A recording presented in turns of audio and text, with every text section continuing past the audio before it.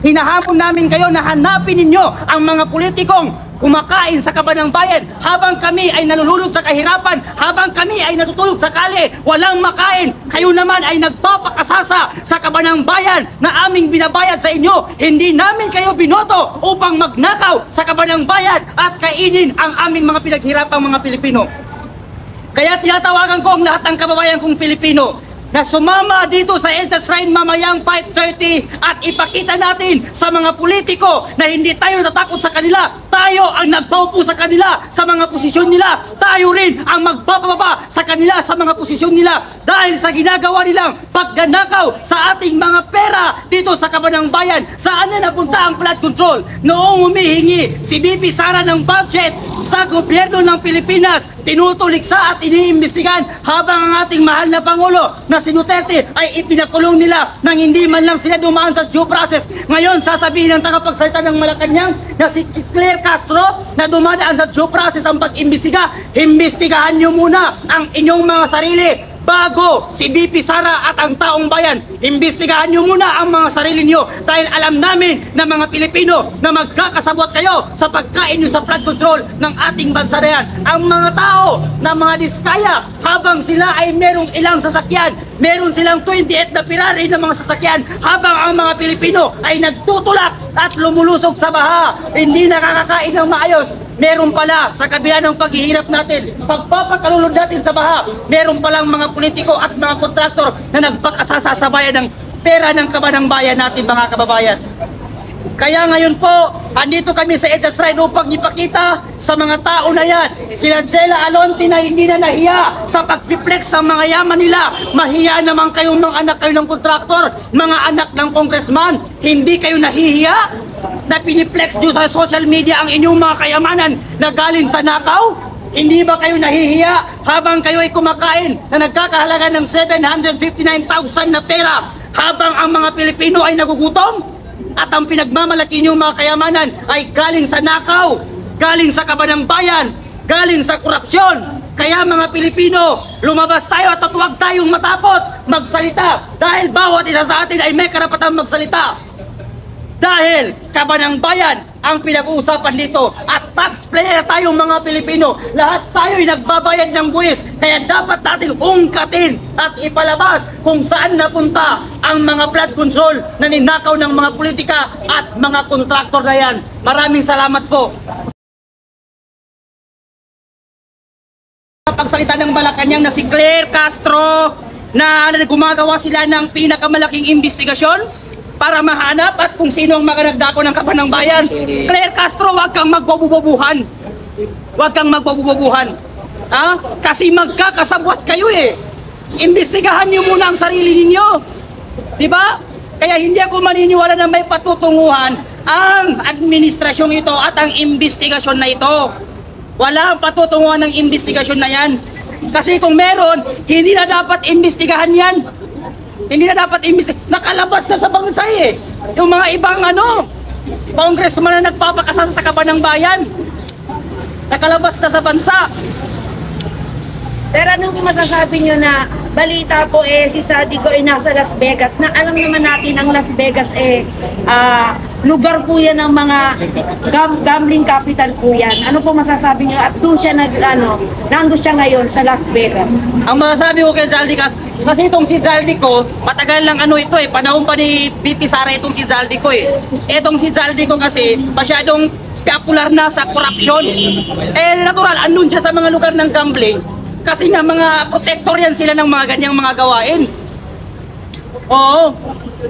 Sir, nakikita niyo po ba na posibleng maging Indonesia ang nangyayari ngayon sa Pilipinas? Yes, of course. Kailangan natin gayain yung mga Indonesia. Kasi ang mga Indonesian, mga warriors people. Habang ang mga Pilipino naman, mga keyboard warriors. Kaya wag na tayo magpakatapang sa comment section. Sumama na kayo dito mamayang 5:30 sa EDSA Shrine. Gayahin natin ang Indonesia. Ang Indonesia, pinabagsak nila ang gobyernong mga korupsyon. Pabagsakin na rin natin ang gobyerno dito sa ating mga korupsyon. Ilang presidente nang dumaan. Ang Pilipinas, Palit tayo ng palit ng presidente, pahirap ng pahirap ang mga Pilipino. Sino pa ba ang hihintay nating presidente na maupo? Sino pa ba ang mamumuno sa atin na hindi korupsyon? Kaya habang maaga pa, lumabas na kayo dyan at kayain natin ang Indonesia. Pabagsakin natin ang gobyernong ito na puno ng korupsyon. Oo, mas maganda yan. Sunugin natin ang bahay ng mga congressman na yan. Gaya ng ginawa ng mga Indonesia. Hindi ako matatakot kahit mamatay ko ngayon. Hindi ako matatakot na mamatay. Hindi ko pagsisisihan na nagsasalita ako ng katotohanan laban sa mga politikong buhaya na yan. Kasi kung walang magsasalita, walang mangyayari sa ating bansa. Kaya magtulungan na lang tayo para mapatalsik ang mga buhaya na yan sa gobyerno natin. Akalanin mo, merong mga taong natutulog na hindi nakakakain? Meron palang mga anak ng kontraktor na kumakain na nagkakalaga ng 759,000? Isang kainan lang? Hindi na sila nahiya? Tapos si Jella Alonte, hindi na nahiya na mag-post-post sa Instagram na wala daw siyang utang na loob sa mga Pilipino. Putang ina mo! Ang mga anak ng kontraktor na hindi nahihiya kumain sa kabanang bayan, gago, inotel, tarantado, putang ina yung lahat. Yan ang dapat sa inyo, minumura kayo. Kaya uulitin ko, sa mga anak ng kontraktor at sa mga kontraktor at politiko ng mga buhaya, gago, inutil, tanga, tarantado. Yan ang dapat sa inyo. Wala kayong karapatang kainin ng kabanang bayan. Oo, may korupsyon. Dapat kumura pa kasi hindi ka mabubuhay. Pero ang pinagkaiba yung sa ibang politiko, nangungura pero may nagagawa. Kayo puro kurap, walang nagagawa. Kaya lumabas na kayo, kayain natin ang Indonesia. Oo, hindi tayo dapat matakot sa kanila. Hindi tayo dapat matakot sa politiko na mga kurakot. Bakit? Hindi sila magiging congressman, hindi sila manguupo sa posisyon kung hindi dahil sa atin. Kinakailangan nila tayo. Pag oras na ng botante, pag eleksyon, hinahanap ang mahihirap. Pag ako ang nanalo, ibibigay ko ang lahat ng gusto ninyo. Merong libreng medical, merong libreng bigas. Pero pag naupo ang mga putang inang kurakot na yan, after election, hindi nila tayo naaalala. Hindi nyo ba napapansin? Makbo lang ang papasukan mo? Drug test, medical, lahat kailangan. Pero pag politiko, kahit walang natapos, kahit drug addict, tinatanggap nila. Kaya agree ako sa panukalang batas ni Senator Robin Hood Padilla na death penalty sa lahat ng mapapatunayan na kurakot at mga positive sa drug. Pero bakit hindi nila inaaproban? Bakit hindi inaaproban ng administrasyon ngayon? Kasi alam natin na Pangulo mismo natin, drug addict. Kasi ano masasabi niyo dun sa pag-iusap ng mga makulang tulad ikaw din po na huwag silang isama na itagya sa social media dahil hindi raw kasali yung kanilang anak sa inyo tungkol pag-iusap tayo. Wow! Pahiya ka naman, Diskaya, Sara Diskaya. Pinakain mo ang anak mo galing sa nako tapos hindi isama-sama. Pati yung abogado ni Diskaya mukhang tanga eh. Lawyer ka pa naman, hindi ka marunong. Tanga ka ba? Huwag daw isali ang mga anak. Huwag daw isali ang Diskaya. Bakit Diskaya? Aba, ewan ko. Bakit ba Diskaya nangurakot? Tanga ka ba? Kaya hindi kasalanan ng tao. Huwag mong sisihin ang mga tao na mga Sara Diskaya ang kanilang inaatake ngayon. Bakit? Habang may mga taong walang masakyan, habang may mga taong lumulusog sa baha, kahit kape wala sila, natutulog silang walang kain, abay meron palang pamilya sa likod ng bandang yon na nagpapakasasa sa kabanang bayan. Kasi ito na lang, mensahe po kay Sara Diskaya dahil ayon po sa isang vlog, yung umano ay namataan na po siya na nasa Hanoi sa Vietnam. Oo. So ibig sabihin, guilty talaga siya. Ito ang mensahe ko sa iyo, Sara Diskaya. Kung hindi ka guilty, bakit kinakailangan mong lumabas pa ng ibang bansa? At hindi harapin ang mga kasong patong-patong na sinasampa ng mga tao sa iyo. Alam nyo, kung gugustuhin ng gobyerno na ikulong si Sara Diskaya, magagawa nila. Kasi nasa Vietnam lang eh. Si Alice Go, saan siya tatakbo nun? Hinabol pa rin siya. Kung papipiliin ako kay Sara Diskaya, pati kay Alice Go na Chinese, mas pipiliin ko si Alice Guo. Bakit? Si Alice Guo, sa kanyang nasasakupan, marami siyang natulungan, nagpatayo ng eskwelahan, namimigay ng ayuda. Si Sara Diskaya, nangungurakot ang kaba ng bayan. Sila lang nagpapakasarap, habang ang mga taong bayan, nagugutom. Kaya mas pipiliin ko si Alice Guo kesa kay Sara Diskaya. Si Sara Diskaya, Pilipino, pero walang pagmamahal sa Pilipino. Si Alice Guo, Chinese, pero may pagmamahal sa Pilipino. Sir, puro mo, do you believe na si Saldico ay totoong may sakit na nagpapatulog ngayon sa Amerika? Hindi ako maniniwala si Saldico ay walang sakit. Pag ang isang politiko, isang kurakot, lumabas ng bansa at sinabi niya nagpapagamot siya dahil meron siyang sakit, ibig sabihin yan, guilty yan talaga na magnanakaw. Gaya ng mga naunang politiko, pag naririnig nilang meron silang kaso, yung iba, nilalagyan ng tepang liig. Sasabihin nila na balian ng buto. Ganun din si Saldico, para-paraan lang niya yan para makatakas. Sir, naniniwala ka ba na dapat na nating kunin ang lahat ng mga ninakaw ng mga pamilyang sangkot sa pagkukurang? Yes, of course! Kailangan nating bawiin ang lahat ng kayamanan ng kaba ng bayan na ninakaw at inain ng mga politiko at ng mga kontraktor na yan. Karapatan nating hungkatin yan. Karapatan natin imbestigahan yan. Karapatan nating hanapin kung saan napunta as a taxpayer. Lahat tayo nagbabayad ng buwis at kinakain lamang nila. Kaya dapat nating bawiin ang lahat ng mga ninakaw nila. Kailangan maibalik yan sa kaba ng bayan. Yan ang dapat nating gawin. Sir, ano naman masasabi mo kay Benny Abante? Okay, ito ang mensahe ko sa son of appointed son of Comelec. Ikaw, Congressman Abante, para kang hipon. Utak hipon, si Congressman Abante, utak hipon. Bakit ko sinabing utak hipon? Kasi ang hipon, naghalo ang utak pati tae. Hindi niya napaghihiwalay ang tama't mali. Akalanin mo, binabaha ang Luzon. Ang palpak na flood control ay nasa Luzon. Ang iniimbestigahan niya, nasa Davao. Gago! Tanga! Akalanin mo ang palpak na flood control nasa Luzon?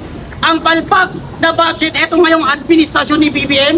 Tapos, ang linubog ng baha, Luzon, ang iniimbestigahan, Davao. Tanga ka ba? Hindi ko alam kung paano nanalo yung appointed son ng Comelec na yan eh. Hindi naman binoto ng tao, pero naupo. Nakakahiya. Oo. Kaya yan ang mensahe ko kay Abante. Utak hipon. Nagalo ang tae pati utak. Hindi niya kayang pag-iwalayin ang tama't mali. Yun lang. Sir, opinion mo na ayaw niyang ipatawag si Magalong doon ho sa Senate, doon sa House of Representatives. Sino? Ayaw niyang ipatawag si Mayor Magalong. Di Abante. Ayaw nang ipatawag. Bakit kaya ayaw nang ipatawag? Kasi marami daw silang ginagawa pa. Wow! Abante, wag kang duwag! Nung mga vlogger ng DDS, pinatawag mo eh. Sabi mo ayaw mo ng fake news. Tanga ka ba? Eh yung mga loyalistang fake news, hindi mo pinapatawag. Pero pag DDS, ino-contempt nyo. Ngayon, imbestigahan yung sarili nyo at i-contempt ninyo ang mga sarili nyo. Bakit? Para kayong mga drug addict, mga kurakot. Ba't hindi papatawag? Marami daw siyang trabaho. Samantalang pag DDS vlogger, nag-post lang. Kahit nag-comment lang, pinapatawag. Ayaw daw ng fake news. Samantalang siya mismo, fake news. Yan ang dapat natin gawin. Huwag tayong magpapatakot sa kanila. Oo. Eh kung gusto nila akong kasuhan, kasuhan niyo ako. Kung gusto niyo akong ipapatay, papatay niyo ako. Wala akong pakialam, mamamatay rin naman kayo mga gago. Tama. Pwede naman kayo eh. Mauuna nga lang ako. Hindi mo makikita. Pero susunod din kayo. Okay rin eh. Thank you bro ah. Ilang taon lang susunod rin kayo. Mamaya ulit. Thank you. Thank you, brother. Ayos ah. Hanggang mamaya nga po nandito ka? Oo, hanggang mamayang hapon. Papahit naman tayo dito. Tempo na. Gusto mo yung tempo malaki. Tapos itong butasan ganun. Oh, isa pa daw. Masarap. Oh, yes. Isang tanong. Yung patungkol naman po sa nagmuna naman sila ng tuwan-tuwan, tapos sarili nilang investigasyon, maniniwala ba kayo? Maniniwala ba kayo na yan may makikinig sa mga kasamahan nila sa sarili nilang investigasyon? Hindi ako maniniwala. Makalahan mo, sila mismo ang bumuo niyan. Sila mismo ang bumuo niyan at mag-iimbestiga sila ng kasama nila. Hindi rin nila yun ipapakulong. Oo. Hindi rin nila yun ipapakulong, kaya hindi ako maniniwala sa Quadcom na yan. Yung Quadcom na yan, wala. Maniniwala po ba kayo sa kasabihan na ng investigasyon ng Quadcom, moro-moro lang? Totoo naman yan eh. Totoo yan. Alam nyo kasi, ang hindi ko lang kasi nagustuhan sa etong Quadcom na ito, hindi sila patas eh. Kung mag-imbestiga sila, hindi sila patas. Nung una, pinapatawag ang mga DDS vlogger, tama. Kasi ayaw nila ng fake news. Tapos, ang tanong, bakit yung siraulong TikToker na vlogger ng loyalistang si Francis Balahura, hindi nila ipinapatawag sa House of Representatives? Hindi ba fake news yan? Fake news yan kasi palagi niyang sinasabi na nagnakaw si Sara ng sako-sakong pera. Ang tanong, saan pinunta ni Sara ang sako-sakong pera? Magpakita ka ng ebidensya, Francis Balahurang mukhang adik na hampas lupa ng ebidensya mo. Ano po ba sir masasabi mo itong gusto ipatawag ni Toby Tango si Saldico na ayaw pumayag ni Boy Dila. Ayaw yung pumayag ni Boy Hipon. Abante. Ayaw, hindi papalitan ko na ng pangalan si Abante ngayon. Si Congressman Hipon. Congressman Hipon. Hindi o, sabi ng mga taga-Maynila sa distrito niya, hindi raw karapat-dapat tawagin ng congressman niya, hindi raw nila itinuto yan eh. Wow! Tanga ba siya? Hindi dapat ipatawag si Saldico? Ayaw pumayag niya. Kan malamang kasabot niya siguro yan, kaya niya hindi pinapatawag. Nakinabang eh. Nakinabang din siya eh. Tapos sasabihin niya, walang karapatan ng House of Representatives na tawagin si Saldico. Eh bakit mo pinatawag sa House of Representatives ang dating Pangulong Presidente na si Duterte? Diba? Tapos sasabihin na naman mamaya ni Claire Castro, kami ay gumagawa ng malawakang investigasyon ngayon. Sila ay dumadaan sa due process. Pero mismong Pangulo ng ating bansa, hindi sila dumaan sa due process. Niwala ang binabang ano ang ICC, kinulong nila si PRRD. Sila ang batas eh. Sila ang batas, kung sino pang may pakinabang, siya pa ang kinugulpi. Si PRRD lahat ginawa niya sa bansa. Kaya nagtataka ako sa mga estudyanteng galit kay PRRD. Alam nyo, si PRRD napakalaki ng nagawa niya sa ating bansa. Noong panahon, nung hindi pa naupo si PRRD, di natatakot kang sumakay ng jeep na meron kang daladalang kwintas. Hindi ka makapag-cellphone habang naglalakad. Mga estudyanteng umuwi galing sa school, nililip, nilalagay sa drum. Pero pagkaupo ni PRRD, sino ang nakinabang? Tayo, mga Pilipino. Tatahimik tayo mga Pilipino. Nawala ang mga snatcher, nawala ang mga hold-upper, mga drug addict at mga sindikato. Pagkalis ni PRRD lahat ginawa niya, binabatikos pa siya ng mga batang buwang. Hindi niyo ba alam na kung hindi dahil kay PRRD wala kayo ngayon? Di malamang lahat kayo ngayon adik. Pumunta kayo ng Bulacan. Napakaraming bata doon, adik. Gumagamit ng mga solving boy. Yan lang sa monumento. Oo, ang dami. NTO. Pangit na ngayon. Babalik ka tayo sa ating Pilipinas. Bagong Pilipinas, ito na yung bagong Pilipinas ngayon. Ang nagawa ng bagong Pilipinas, korupsyon. Ibalik ang droga, ibalik ang kadugyutan ng ating bansa. Yan ang nagawa ng bagong Pilipinas ni Bongbong Marcos. Siya mismo may hawak ng drug eh. Siya mismong may hawak. Bongbong Marcos eh. Eh ba, ang nakakapagtaka eh, bakit hindi kasi siya hindi pumapayag ito mga ibang politiko sa panukalang batas ni Robin Padilla na kailangan magpa-drug test ng lahat ng mga nakaupo sa government. Sila mismo. Ayaw rin nilang pumayag na ibalik ang death penalty sa mapapatunayang kurakot na politiko. Sila ang unang matatama. Sila ay mismo ang unang mamamatay sa sila elektrika. Ang unang mamamatay sa sila elektrika, si Congressman Abante. Susunod si Saldico. Susunod si Martin Romualdez. Si Rita Araneta Marcos. Pati si Unti Bayros. Kasama si BBM. Dapat ilagay sila sa sili elektrika. Kaya dapat na maupo ang mga Duterte. Bakit? Ang mga Duterte, may mga nagagawa eh. Hindi magnanakaw. Hindi magnanakaw. Akala mo iniimbestiga nila? 125 million lamang. Samantayan yung kay Zaldico na budget na ninakaw niya, 500 billion. Kay Martin Romualdez naman, 500 billion. Bakit hindi ipinatawag sa House of Representatives? At bakit hindi inimbestigahan ni Risa, si Senator Risa Ontiveros? Si kapatid Remulla, tagpapailan ng Oh, taga-Papa Henry. Napakarami nilang ginagawa eh. Ano Samantala. ang action mo dun sa ano, sir? Yung mga nag-a-apply sa ombudsman.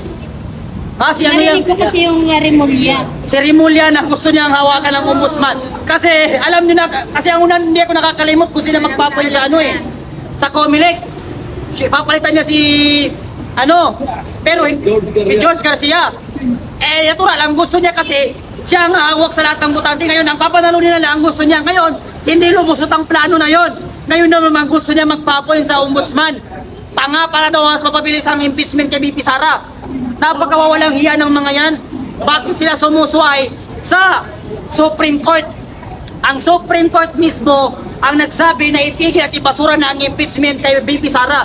Pero ang mga buhaya, nilalabanan nila ang Supreme Court. Napakawalang hiya ninyo. Pinakataas-taas ang hukuman sa Republika ng Pilipinas, susuwayin ninyo. Sino ba kayo?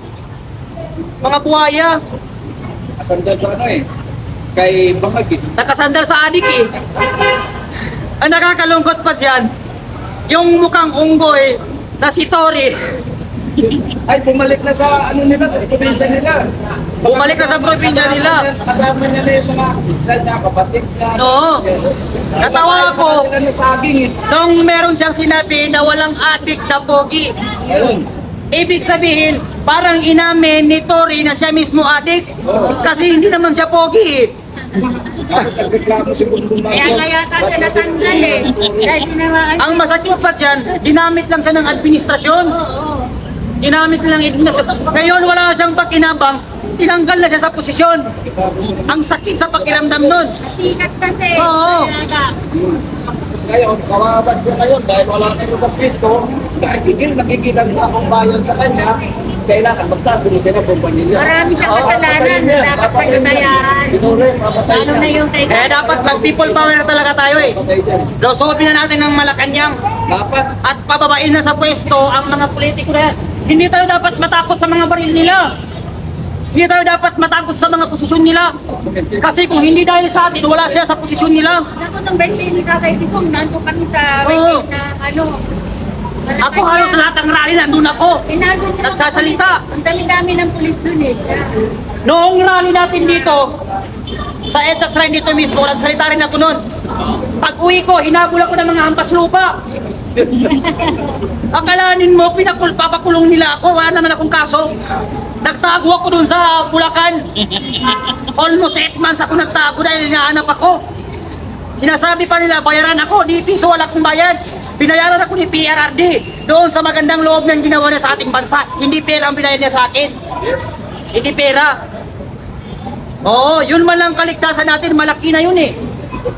Malaking bayad na yun para sa atin. Kalanin mo pagkarali dito, hinahanap ako ng mga pulis doon sa Baseco, Metro Manila. Pero hindi ako matatakot. Ayun, nandito na naman ako, lumabas na naman ako. Kaya thank you sa ating lahat. Kaya dapat mamaya 5:30 sa lahat na nanonood ng mga Pilipino, pumunta ka dito sa EDSA Shrine, sa Robinson Galleria para ipakita natin sa mga buhaya yang hindi tayo nasisindak sa kanilang mga sungay. Oo, thank you very much. Ano yan ang hawak mo, sir? Ano yan? Ayan, Ay, may event po kami niyan. Nanalo po ako ng cellphone. Nakakbay, nakita niyo naman. Nay, grabe Yan po ang pagpapatunay na hindi po ako peking dating loyalista. At hindi po ako bumaliktad. For clarification po, Okay. ako po ay nagising sa katotohanan. Katotohanan walang patutunguhan ang bansang Pilipinas sa isang masyadong namumulitika. Ayan po. Cellphone po yung hawak ko na yan. Tapos calendar po yan. Grabe. Isang event po namin yan. Lahat ng mga top leader po ay imbitado. Yung mga member, hindi naman po kasama. Mga leader po kami dyan. Ayan. Ayan si BBM, oh. Bait-bait, di ba? Anong year yan? Tagal na to. Mga Hindi ko na matandaan to. Matagal na to. bago pang election 2022. Hindi. Bago dumating pa eleksyon. Ano pa to? Matagal na. Talagang eto Hala, grabe, no? matagal yan. Siguro hindi nyo pa nakikita First time. si Martin Araneta. Yung kapatid ni Ma'am Lisa Araneta. Makikita nyo po, gwapo. Ay, oo nga, no? Ayan po, si Martin Araneta. Yung pinakagwapo dyan, ang mistiso, yan po yun. Ako yung yung suot namin yan, yung suot ko kanina. Sino ito? Sino to, sir? Ayan, mga kasamahan loyalista nyo. din, mga kasamahan yan. Kasamahan lang yan. Pero bago yan, ang 2022 yan. Bago magdating ang 2022. Hindi 22, matagal pa, mga bago dumating ng 22, hindi to 22. Matagal pa, nagkakasama mga 20, mga 2019, 18, mga ganun. Ibig sabihin, noon pa pala, nagkakasama na kayo nila Matagal BBM. na, ayan, Martin Araneta, bakit kasama namin si Martin Araneta? Tapos ang babata nyo pa dyan, no? Oo, si Mr. Martin Araneta ay aming manager sa Marcos Loyalist Social Media Warrior. Kami po ang mga warrior sa social media. Kami po ang dumidigma sa mga salot na dilawan. Kami po naikipagdigmaan sa social media. Ito po ang manager namin. Ang kapatid ni Tapos Ma'am ikaw Lisa. yan, ito siya. Ito ako. Ayan siya, si Martin Araneta. Guwapo. Mabait yan. Ewan ko lang nangyari ngayon kung bakit nagkagulo-gulo ang namin. Ang tindi nyo pala. Ayan. Diba? Ako, nakilala ko lang yan, ang eleksyon na 2022 na eh. Ito yung mga sulat ko sa PCO. Pangulo na si BBM na nabaliwala. Sulat ko sa PCO yan. Sulat ko yan. Ito sulat ko. Ito yung sulat na isang leader ko na nasa Saudi. Ayan. Pasok po yan. Ayan, meron yan na na Malacanang. Pero ito po, binaliwala. Hindi ko na po sasabihin kung anong istorya nito Basta ako po pumupunta ng Malacanang para ipaglaban ang OFW sector. Tagal nyo na pala nagkakasama, sir, ano? Ako para sa katotohanan lang, hindi ko nilalabanan ang gobyerno. Hindi po ako against sa gobyerno. Ang ipinaglalaban ko po rito, ang karapatan ng bayang Pilipinas at ng mga mamamayan na sobra na pong nabubusabos. Naghihirap na po sa sobrang pamumulitika ng mga politiko. At sana naman po, katulad yan, may mga politiko po tayo. Ultimo sinturon nagkakalaga ng 35,000. Isipin niyo po yun kung gaano kawaldas ang pera ng bayan. Sinturon lang ng isang congressman dyan, ang halaga 35K. Isipin niyo po yun, parang hindi ka naman maikipag-ano sa nangyayari ngayon. Habang kami lumalangoy sa komunidad ng kahirapan, sila naman lumalangoy sa sarap. Ba't pa kayo nagpolitiko kung hindi nyo naman papaunlarin ang bansang Pilipinas? Diba? Kaya nakakalungkot talaga. Isipin na kaya nga ito, tingnan nyo, yan yung goodbye BBM. Nag-goodbye na ako. Kasi, kaya ako sinabing goodbye, dati tayong magkakasama. Pero ngayon po, hindi na po. Kasi nga po, wala naman pong ginagawang mabuti para sa bayan. Bagkus, pamumulitika pa. Masyado yung binabaon ang mga Duterte na gumawa ng kapayapaan, gumawa ng kaunlaran ng bansa, pero pinupolitika nyo. Sinisira nyo pagkatao para lamang kayo'y manatili sa pwesto. Para lang sa darating na 2028, wala na kayong kalaban kasi winasak nyo na. Pero hindi ganun katanga ang mga mamayang Pilipino. Hindi po ganun kabobo ang mga mamayang Pilipino. Sukang-suka na po kami sa sistema ng politika. Nakakadiri po ang politika ng Pilipinas. Iilan-ilan lang po ang mga matitino dyan. So, ibig sabihin pala, itong mga vlogger na nasa kay BBM ngayon, late na ito. Late yan, bago lang yan. 2022 lang ito kasi kasama ko nito dati nagsisimula mga pa lang. bago yan. Bago yan. Kami talaga mga 2013, 2012, magkakasama na kami kasi nasa abroad ako pag uwi ko. Yan nga, isa pa yan.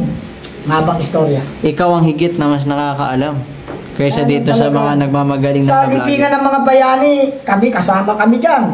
Nakita namin kung paano bumama ang chopper. Oh. Naka-chopper yan yung mataon ni Anong year nga pinalibing ito? Si ano? Ano yan? Si Marcos Panahon lang Sr.? ni Duterte yan. Kapapasok 2017, mga ganun. Pinalibing agad, no? Oo, 2016, nagpangulo si Duterte. Nandun kayo? Nandun kami. May gun salute pa yan.